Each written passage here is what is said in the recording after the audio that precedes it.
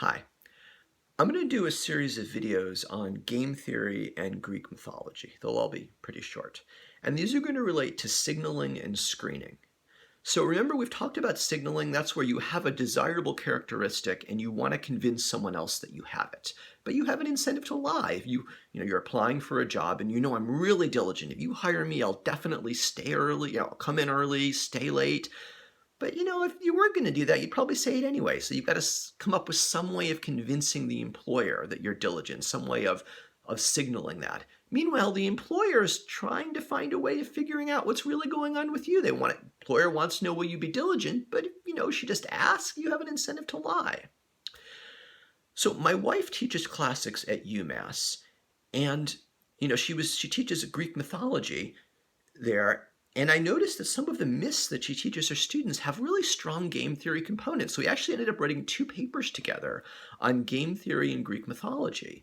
So I'm going to tell you some myths. I'll do, in the next few videos, I'm going to tell you some myths. And they're going to strongly relate to some mathematical modeling we'll be doing later. So let's start with the myth of Achilles' recruitment into the Trojan War. So the Trojan War starts with Helen. Helen was the most beautiful woman in the Greek world. At the time, there were lots of small Greek kingdoms, and all of the kings of Greece wanted to marry Helen. Now, what they naturally would have done was they would have fought each other, a bunch would have died, and the winner would have taken Helen as his bride. But the Greeks, they were pretty smart. They're like, why are we going to do that? Why are we going to shed our own blood? Let's do something completely crazy. Let's let Helen pick her own husband.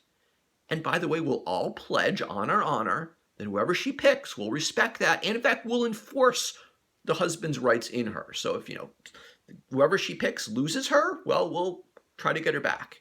So that's what they agreed. Odysseus wanted to marry Helen. He agreed to this arrangement. Helen did not pick Odysseus. All right, well, Odysseus was sad, but, he went on with his life. He went back to his kingdom. He got married. He had a child. He had a nice life.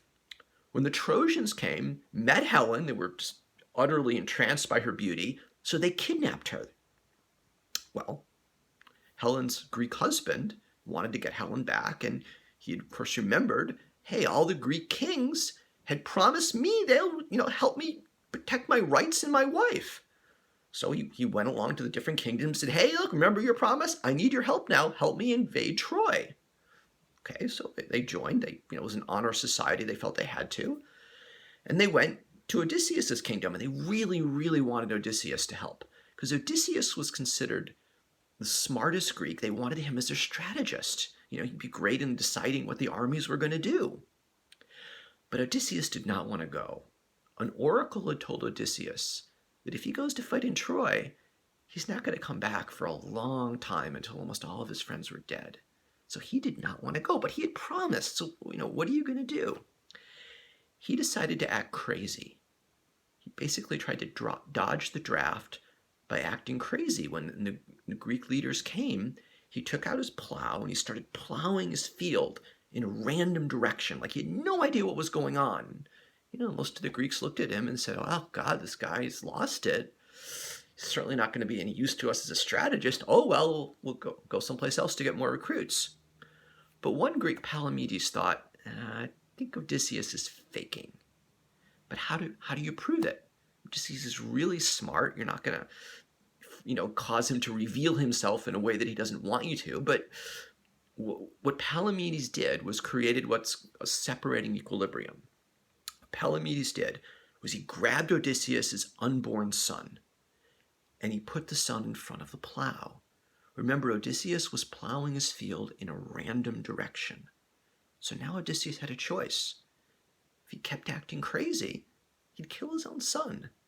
But if he stopped, he would reveal to everyone that he was faking. Well, Odysseus, I guess, loved his son, and he stopped. Everyone realized the guy was faking, and he ended up joining them, fighting in Troy. So what happened was Odysseus revealed himself, and he did it knowingly. He was put in a situation where it was his self-interest to reveal his true self. So you think of Odysseus, there's 2 types of Odysseus. There's a sane Odysseus and a crazy Odysseus. And the Greeks are unsure which Odysseus they're dealing with. Just like an employer is unsure, there could be a diligent version of you and a lazy version of you. The employer maybe is unsure which one the real you is. So the Greeks are uncertain of which type of Odysseus this was. What Palamedes did is he created a situation where the two types of Odysseus would take different actions. And so what I'm going to call separating equilibrium. And so once you observe what the actual Odysseus does, you'll know what his type is. And so Odysseus joined them in the Trojan War. And in the next video, we'll see how another kind of trick was needed to get Achilles to join and fight in the Trojan War. Thanks.